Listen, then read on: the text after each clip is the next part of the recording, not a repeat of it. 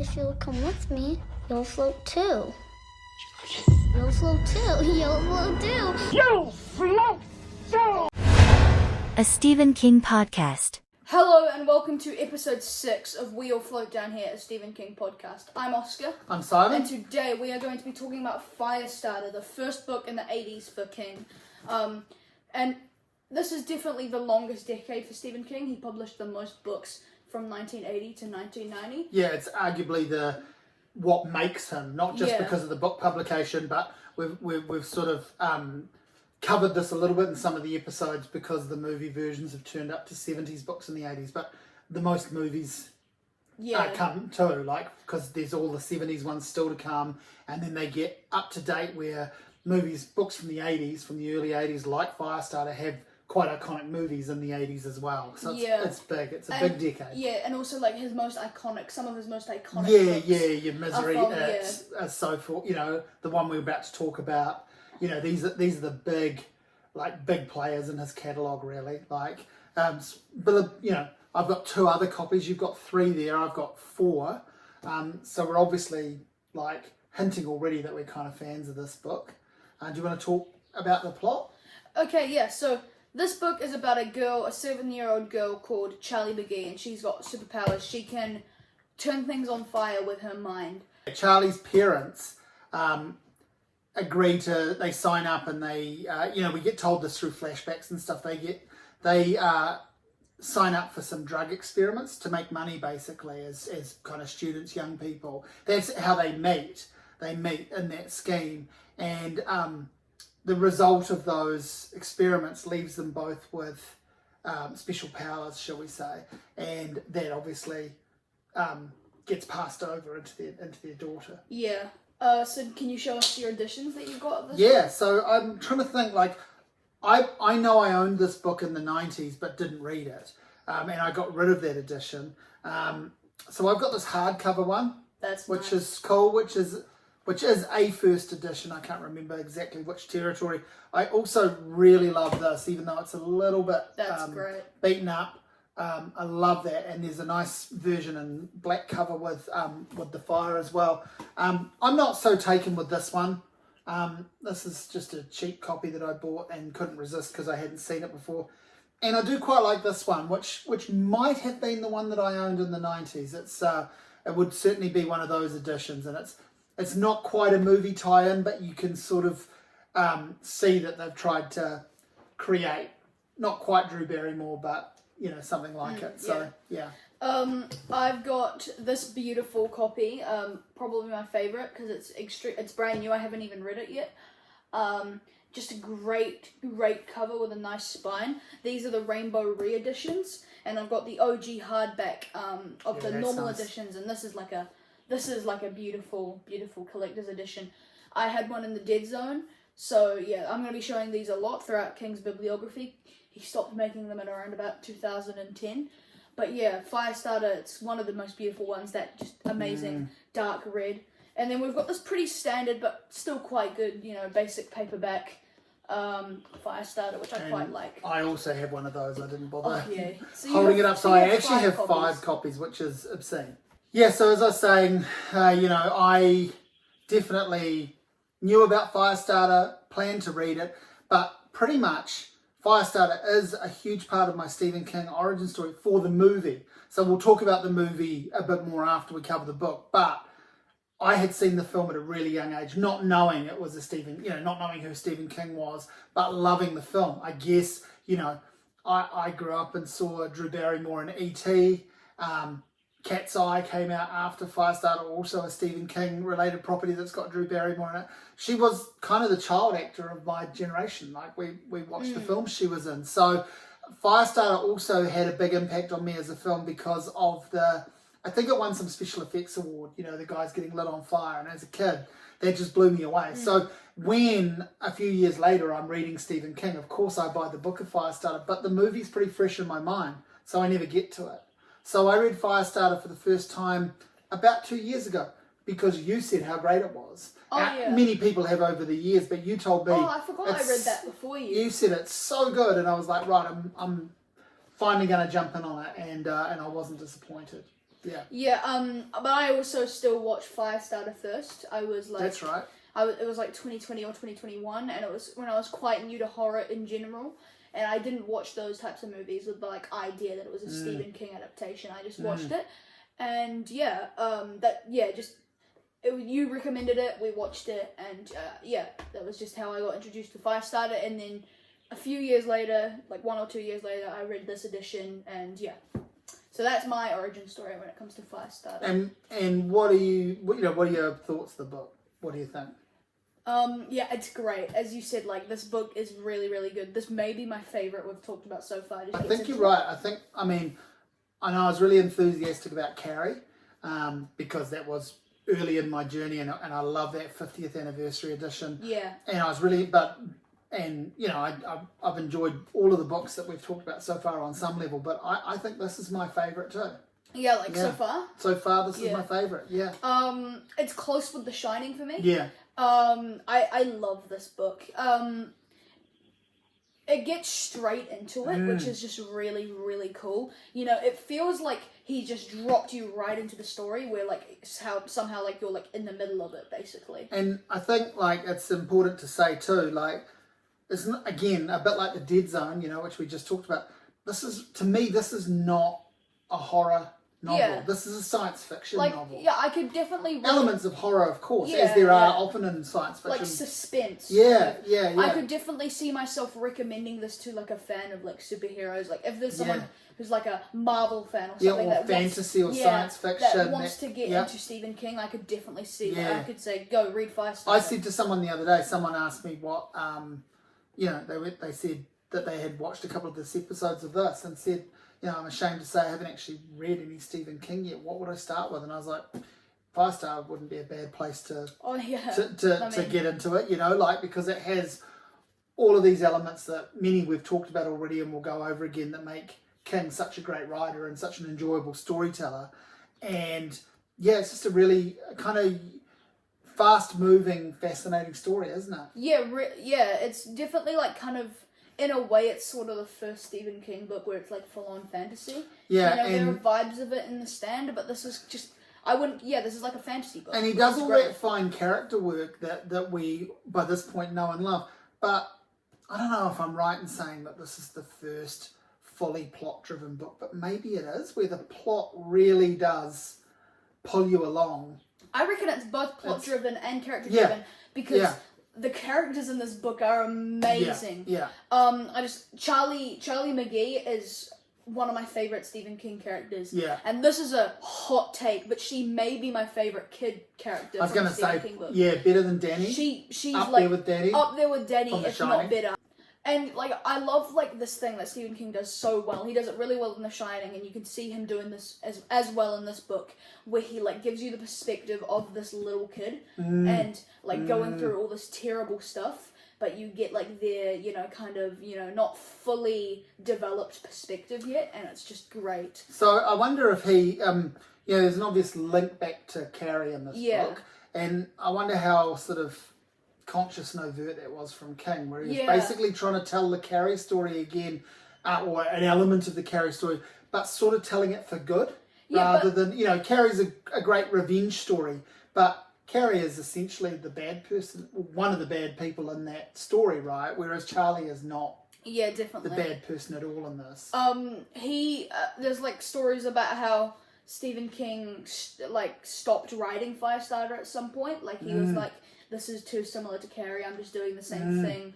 I need to stop writing this. And then he went back and then he wrote The Dead Zone. Because he actually wrote this, he started writing this before The Dead Zone.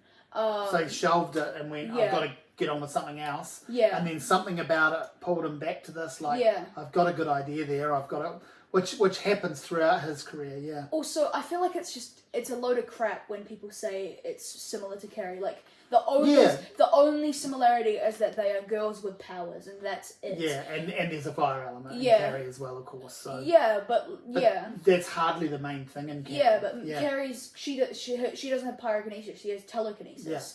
And in this story, she's like Charlie's also like there's a big age gap between them, and just the whole vibe, the settings, and everything. It's so much different. So when we join the book, they're basically Charlie and her dad are on the run.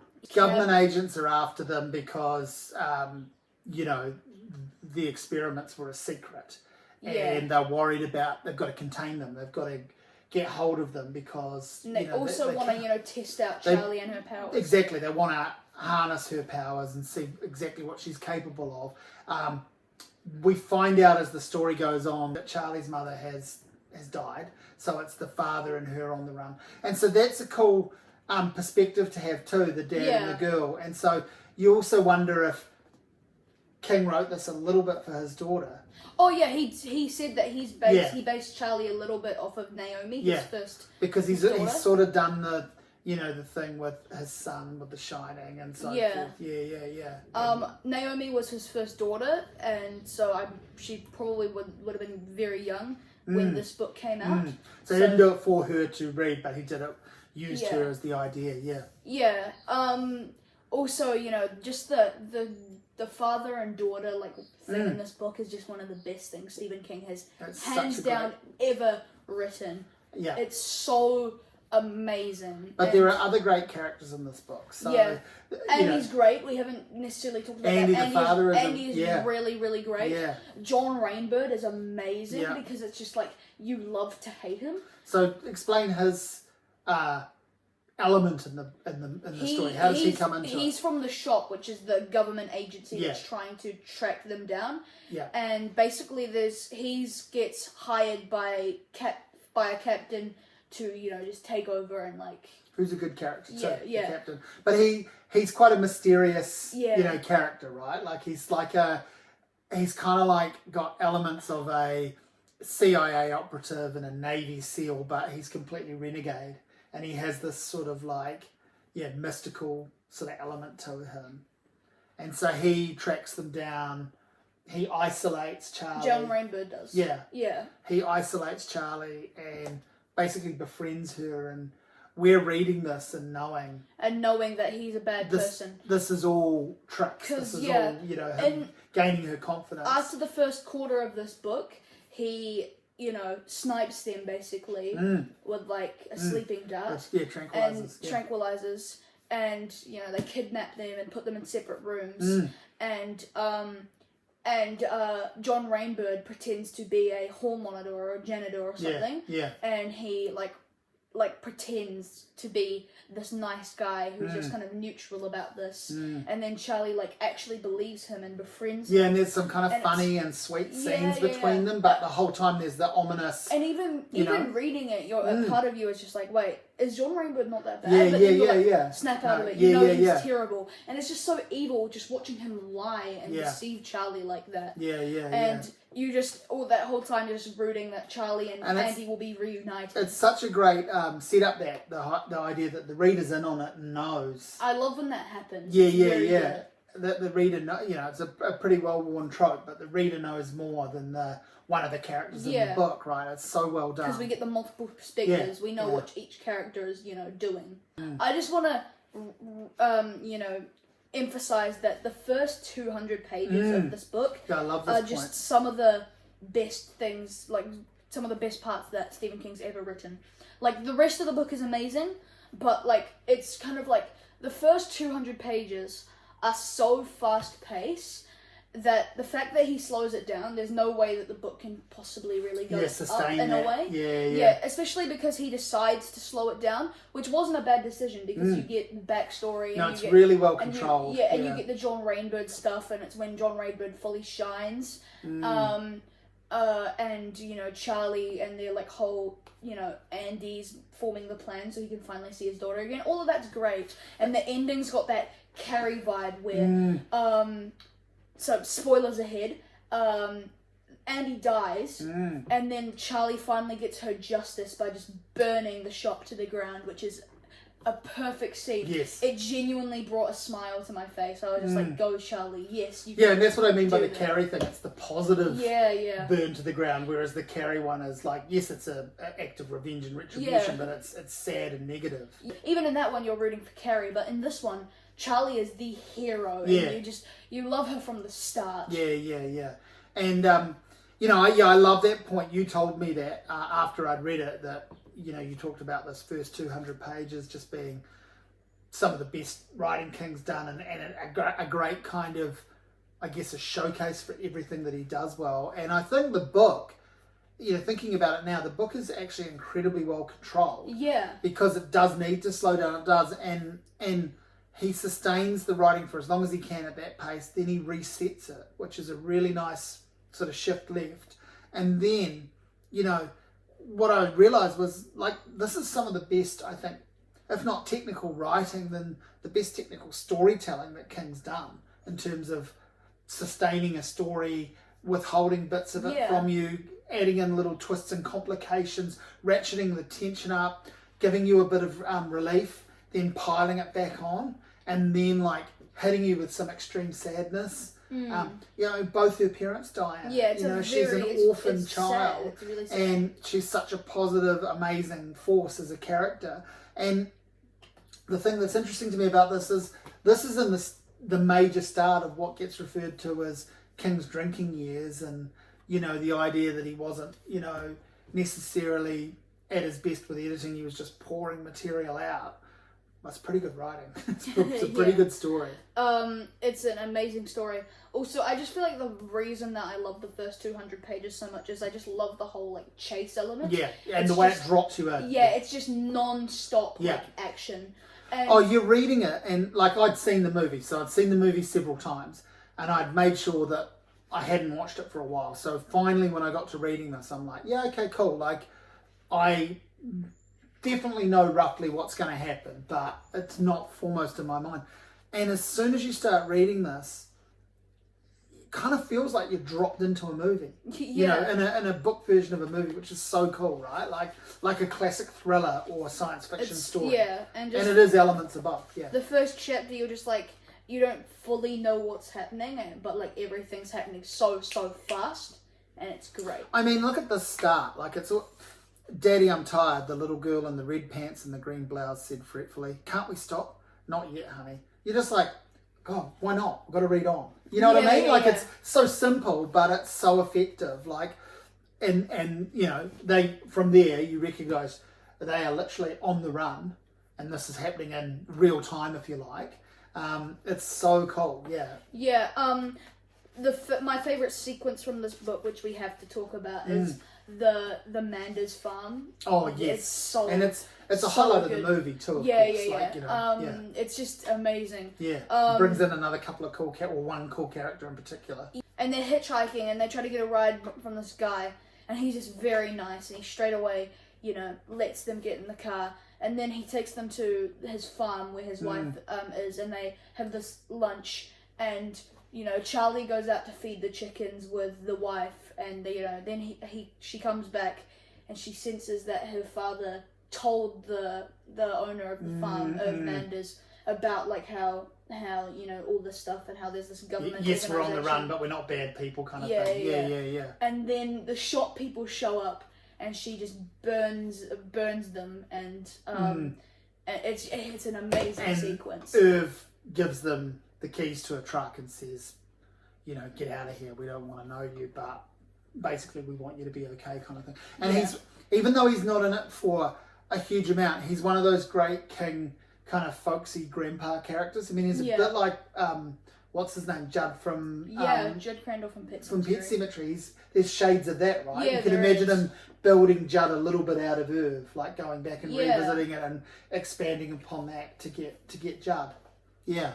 No, that is a great sequence. It's definitely my favourite part of the book. If I had a criticism of this book, and I think yours is the same maybe, and you know, you've signposted it really nicely, as well controlled as I said it was, there can't help but be a little bit of a dip.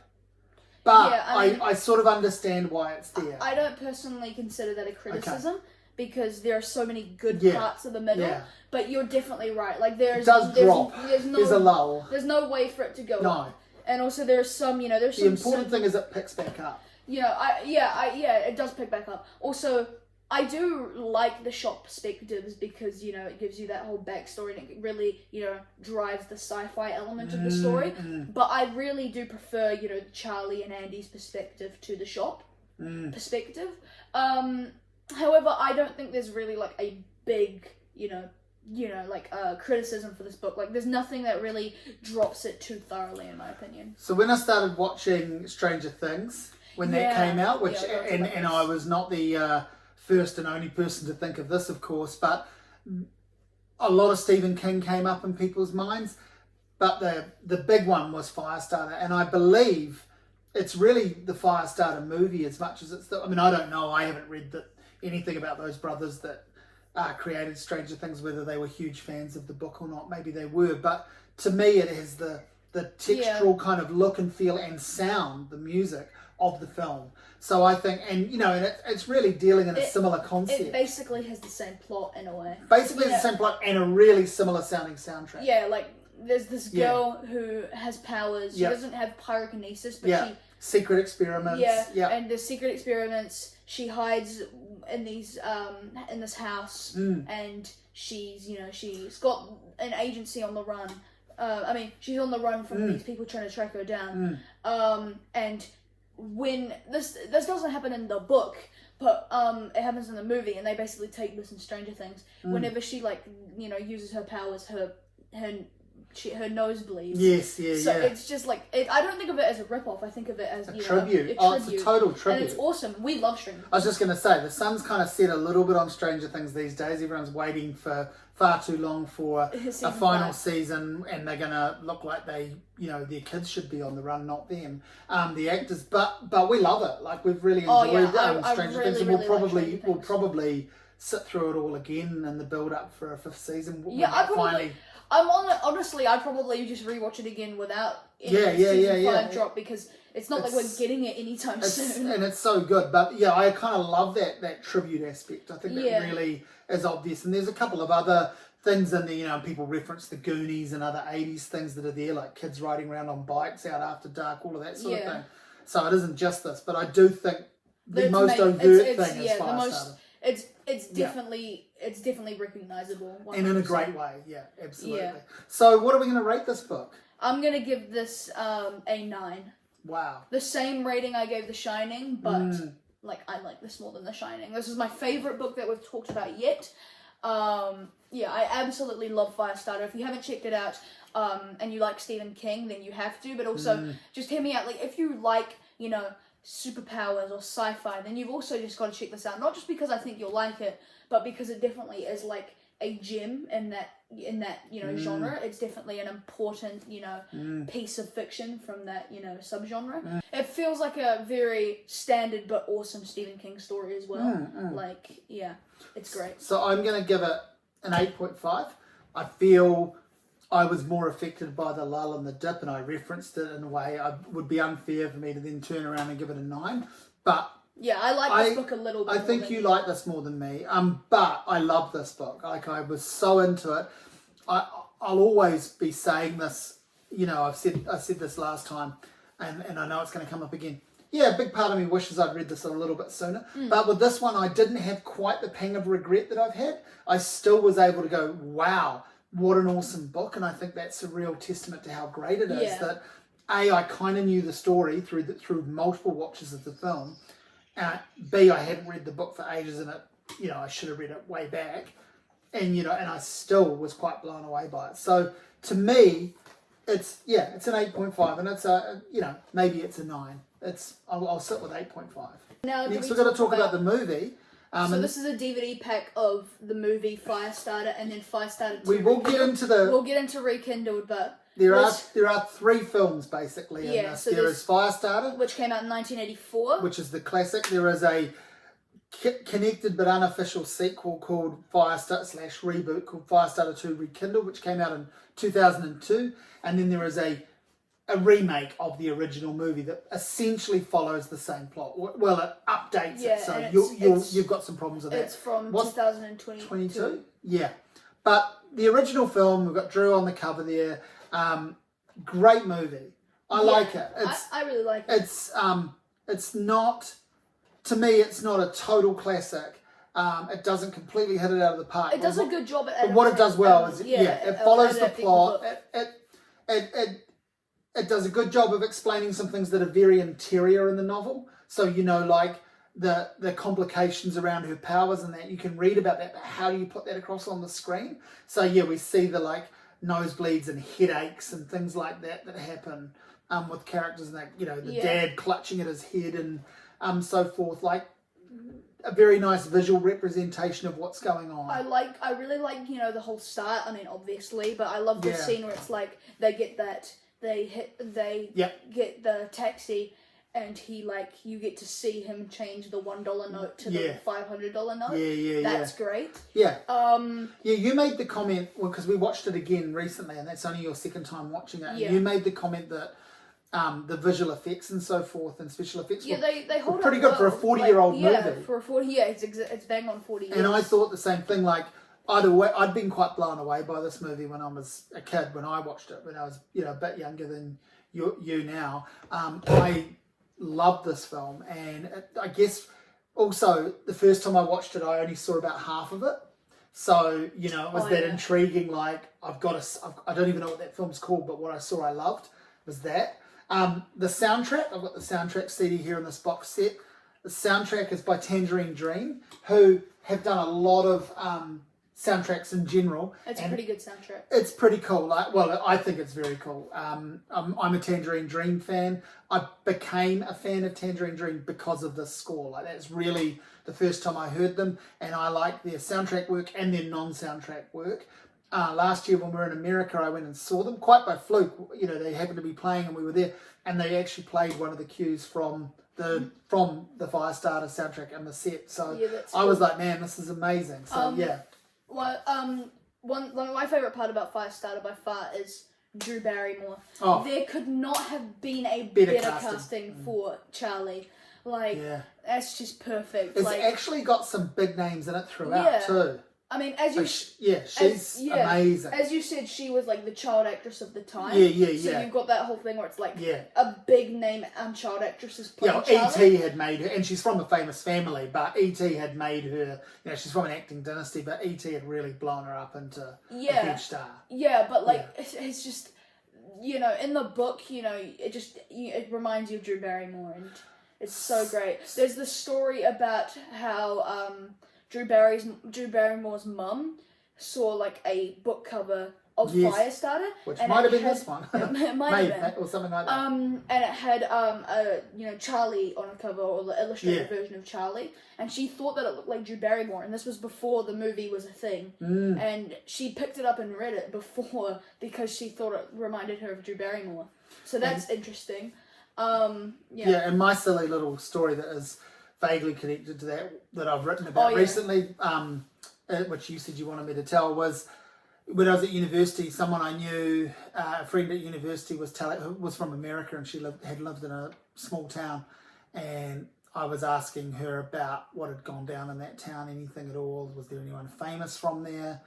And there was, like, you know, there was a famous murderer from there, and that was about it, kind of thing. But then she said, "Oh, when I was really little, they rolled into town to make this movie, and we didn't know what it was, but then this little girl came running over and wanted to asked if she could play on the trampoline between takes in this movie, and it was Drew Barrymore." And of course, this person I knew obviously knew Drew Barrymore because she'd seen E.T. and everyone knew her. She was everywhere, and so that was like her unofficial job, if you like. She was the neighbour, and so she was like, I played on the trampoline with Drew Barrymore in between takes of the Firestarter. And then anyone she told that story to, it's movies weren't big in New Zealand. Movies didn't happen here. We went to them. They didn't get made in New Zealand. No one knew anyone famous. So I can remember people saying to her, like, "Do you still keep in touch?" And it's like, of course I don't keep in touch. It was just a person who came into town and made a movie and took off, and they just happened to be Drew Barrymore, and it happened to be Firestarter. But I always thought that was quite a cool little story. Cool. Yeah. There's one thing that is, you know, my criticism of this movie is it definitely does lull. Yeah, it's too long. It's too long. It's too long. It's 2 hours. It could have been like 140 or, you know. 90 minutes to 1 hour 40 would have been great. Yeah. It definitely, like, it's kind of like... But it covers the things. It does cover all the things. It has the lull that Firestarter has, if you want to call that a lull, but it's way more noticeable in Firestarter. The first 45 minutes of the film are great. They're killer, maybe even the first hour. and then it's really a bit of a slog until the finale, which is worth it. But yeah, really stacked cast. So the mum is played by Heather Locklear. Who's the dad? David Keith. George C. Scott plays Rainbird, and back to back pretty much Martin Sheen and Stephen King, because he was in Dead Zone, which was made the year before this, and then he's the captain in this. Martin Sheen sporting his fantastic hair. It's a really good cast, and there's a couple. Louise Fletcher from One Flew Over the Cuckoo's Nest is Irv's wife from the farm. So really big names. It's a good movie. What would you rate it? I'm gonna say. Shall I go first? Yep. On this, I'm gonna say it's a 7 out of 10. I would love to say nostalgically this is a 9 out of 10 for me, but I've watched it a couple of times in the last few years, and that you can't get over that lull, and also the fact that it's kind of like a PG horror film or whatever, which I love watching. I think if someone can do elements of science fiction and horror, but make it essentially a family film, or just a little bit of parental guidance, that is a clever thing. But as good as the good elements of this are, this great cast, great special effects, amazing soundtrack, really faithful adaptation, can't get over that lull, so it's a 7 out of 10. I'm going to back that 7 up. It's a 7 out of 10 for me. Definitely. Yeah, it's a solid movie, good adaptation, but is it anything like... It's good, but is it anything like too special in the scheme of things? Not really. But I do like it. So, now Firestarter 2 Rekindled. I thought I had seen this, and what I realised is I had conflated this with Carrie the Rage 2 and Poison Ivy 2, because Poison Ivy was a film with Drew Barrymore, and all of these like lackluster and unofficial sequels that were happening around that time, and the Carrie reboot from 2002. All of that stuff had kind of swum in my head. You want to talk about long? I didn't realise until we put the disc in. This is 2 hours and 46 minutes. So it's a TV miniseries, I imagine. Yeah. A 2-parter or a 3-parter. I was looking forward to this because I thought it was going to be like fun garbage, right? And I thought it was going to be like 1 hour and 20 minutes long, or 1 hour and 30 minutes long. I thought it was going to be like extremely short because what do they have to say? Yeah. Like it's not based off of any book or anything. It's just a stupid uncanon sequel. Yeah. But 2 hours, right? So basically, I'm just gonna be real. I dipped after like 10 minutes, 20 minutes. Yeah, you were gone. Because I could just tell how terrible it was.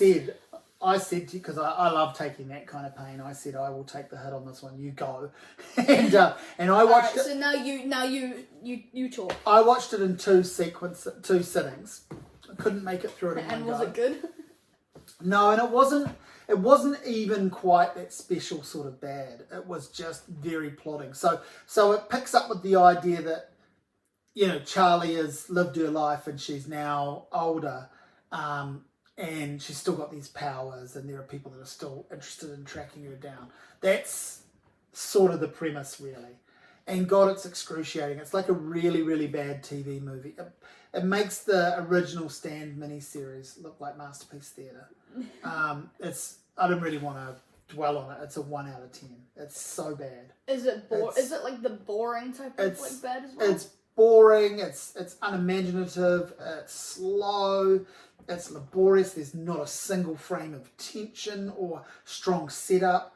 It is so plodding as to just be embarrassing. 1 out of 10, you 1 said? out of 10. I had the gut feeling that it was going to be a 1 out of 10 for sure.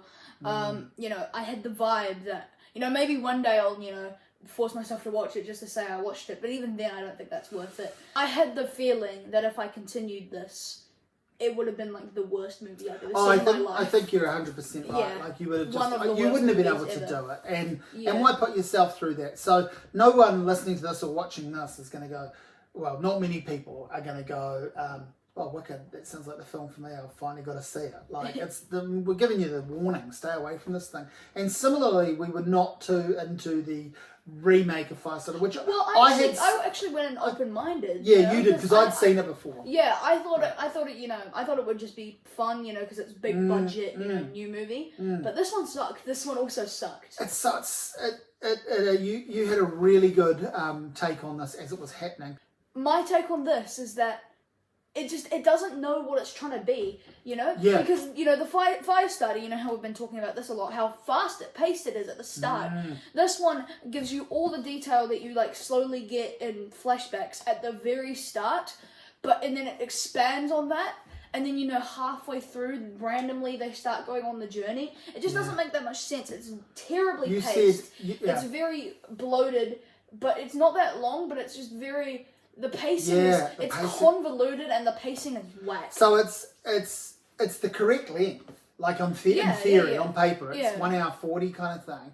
But it is so laborious. They don't do anything with those 94 minutes. So slow. And you said, when does this get going? Yeah. And that is the best take, like, because I watched it, you know, a couple of years ago, pretty much when it came out. And I got so bored watching it, I just sort of drifted into doing some work and leaving it on in the background. I was like, fine, I'll tick the box, I've seen that. That was not great. And then I heard all this stuff about just how bad the girl playing Charlie was. And oh, yeah, we have to talk about that. Yeah, and, you know, she was bad. She got nominated for a Razzie. Yeah. And she was going to win until they were like, oh, that's too mean. People felt mean about it, which is true because she's an unknown first-time actor. Or, like, at least first time in a... full film. Honestly, I don't think she was that No, bad. she's not strong, but... She wasn't strong at all. And she's not what made the movie bad. Yeah, and also she was not a good Charlie, in my opinion. Like, yeah, agreed. She was too old to play Charlie, and she didn't give me a Charlie vibe. So I thought Zac Efron was fantastic casting for the dad. But I don't think, like, But I don't think he did a good job. I don't think it was his fault. I think he did what he could with the script. Agreed.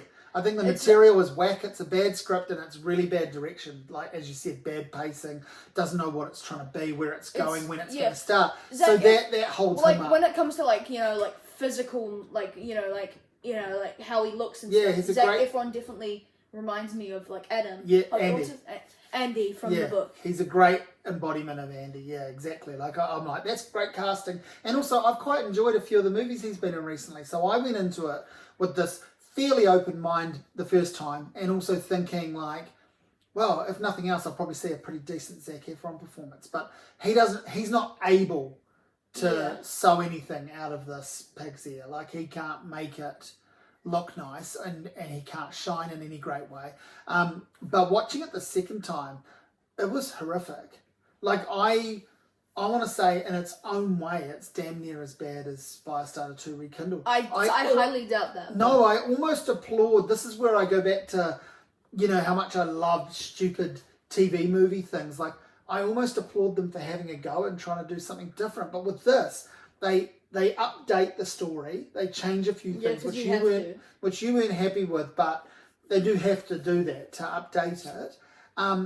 But they don't pull that off particularly well, and they don't say anything. Oh, you know, I'm such a dork talking about soundtracks, but John Carpenter did the score, and that was my favourite component. And I thought that was a nice touch. Like, that's on a level of Tangerine Dream doing the original. So it was John Carpenter and his son and his godson, and they've been doing all the recent Halloween movie scores and stuff. And I do own the soundtrack on vinyl. It is really good, but I only need to sit through the movie to listen to that. Yeah. So I'll give it a 2 out of 10. Okay, I'm going to give it a little bit more generous rating than that, because, you know, 2 out of 10 is very harsh. I'm going to give it a 3 out of 10. It's still very terrible. Like, it's still bad. Not good at all. Would never watch that again. It's bad. It's not, like, absolutely horrendous for the most part. It's watchable, but it's not good at all. So, final thoughts on Firestarter? It's a great book, you know. As I said, you just got to read it. Story. You know, if you're a sci-fi fan, if you're a Stephen King fan.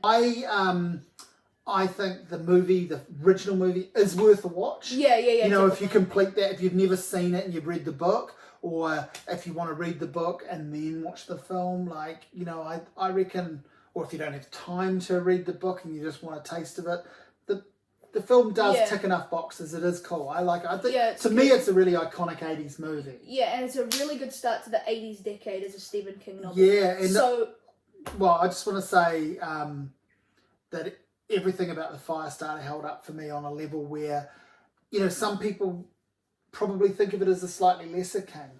Like, to me, it's kind of underrated that's what I was wanting to get at. Like, I'm glad you agree. I think, to me, it's up there with the Miseries, Shinings, you know, The Stand in some people's mind. Like, to me, it's better than The Stand.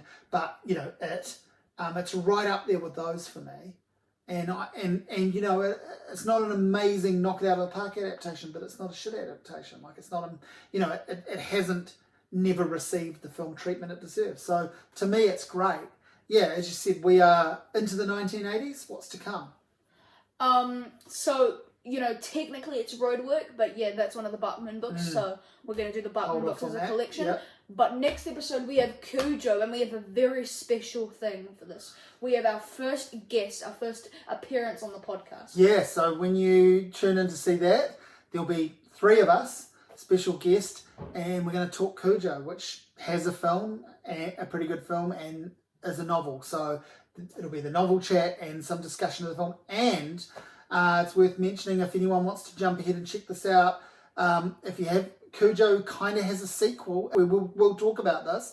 And that Rattlesnakes, a almost novella-length short story, is included in his latest book, You Like It Darker, and that does pick up on pointedly a character from Cujo, and gives you, I guess, and imagine what happened next. Yeah. So we do talk about that. Cujo's another iconic one that people do like. So we're very excited to talk about that one, and we're very excited to bring you our very first guest for the podcast. Yeah. Thank you for watching us talk about Firestarter. Thank you. We'll see you soon.